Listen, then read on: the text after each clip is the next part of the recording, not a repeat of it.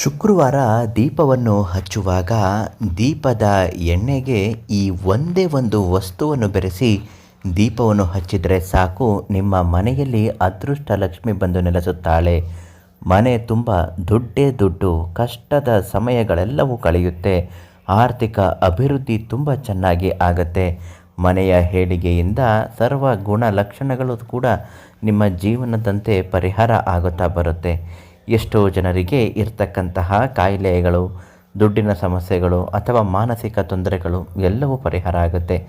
ಅದಕ್ಕಾಗಿ ಈ ದೀಪದಲ್ಲಿರುವ ಎಣ್ಣೆಗೆ ಯಾವ ವಸ್ತುಗಳನ್ನು ಹಾಕಿ ಸಂಕಲ್ಪ ಮಾಡಿ ಬೇಡಿಕೊಳ್ಳಬೇಕು ಅಂತ ಇವತ್ತಿನ ವಿಡಿಯೋದಲ್ಲಿ ನಿಮಗೆ ತಿಳಿಸ್ಕೊಡ್ತೀನಿ. ಅದಕ್ಕಿಂತ ಮೊದಲು ಸಿದ್ಧಿಮಂತ್ರಂ ಯೂಟ್ಯೂಬ್ ಚಾನಲನ್ನು ನೀವಿನ್ನೂ ಸಬ್ಸ್ಕ್ರೈಬ್ ಮಾಡಿಲ್ಲ ಅಂದರೆ ಮೊದಲು ಸಬ್ಸ್ಕ್ರೈಬ್ ಮಾಡಿ.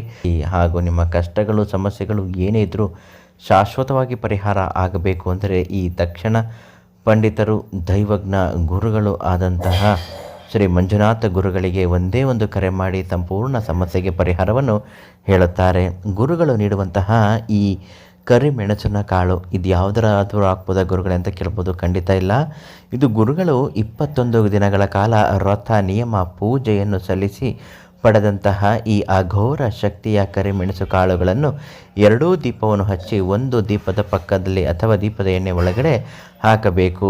ದೀಪದ ಎಣ್ಣೆ ಒಳಗಡೆ ಹಾಕುವಾಗ ಸಂಕಲ್ಪ ಅನ್ನೋದು ತುಂಬಾ ಮುಖ್ಯ ಆಗಿರುತ್ತೆ. ನನ್ನ ಮನೆ ಚೆನ್ನಾಗಿರಬೇಕು, ಮಾಡಿಕೊಂಡಿರುವ ಸಾಲಗಳು ಬೇಗನೆ ತೀರುವಂತೆ ಆಗಬೇಕು, ಕೊಡಬೇಕಾಗಿರೋ ದುಡ್ಡು ಬಂದು ಕೈ ಸೇರುವಂತೆ ಆಗಬೇಕು ಅಂತೆಲ್ಲ ಬೇಡಿಕೊಂಡು ಯಾವುದೇ ರೀತಿಯ ತೊಂದರೆಗಳು ಆಗದಿರೋ ಹಾಗೆ ಜೀವನ ನಿರ್ವಹಣೆ ಚೆನ್ನಾಗಿರಲಿ ಅಂತ ಹೇಳ್ಕೊಂಡಾದ ಮೇಲೆ ನೀವು ಈ ತಕ್ಷಣ ಕರಿಮೆಣಸಿನ ಕಾಳುಗಳನ್ನು ಕೇಳಿ ಪಡೆದುಕೊಳ್ಳಲು ಪಂಡಿತ್ ಶ್ರೀ ಮಂಜುನಾಥ ಗುರುಗಳಿಗೆ ಕರೆ ಮಾಡಿ ಅವರು ನಿಮ್ಮ ಹೆಸರಿನ ಬಲಕ್ಕೆ ತಕ್ಕ ಹಾಗೆ ಕರಿಮೆಣಸು ಕಾಳುಗಳನ್ನು ನಿಮಗೆ ನೀಡುತ್ತಾರೆ. ಪ್ರತಿದಿನ ದೀಪವನ್ನು ಹಚ್ಚುವಾಗ ಅದನ್ನು ಕರಿಮೆಣಸು ಕಾಳು ಪುಡಿಗಳನ್ನು ಹಾಕಬೇಕು. ಈ ರೀತಿ ಹಾಕಿದ್ರೆ ಖಂಡಿತ ಒಳ್ಳೆಯದಾಗುತ್ತೆ.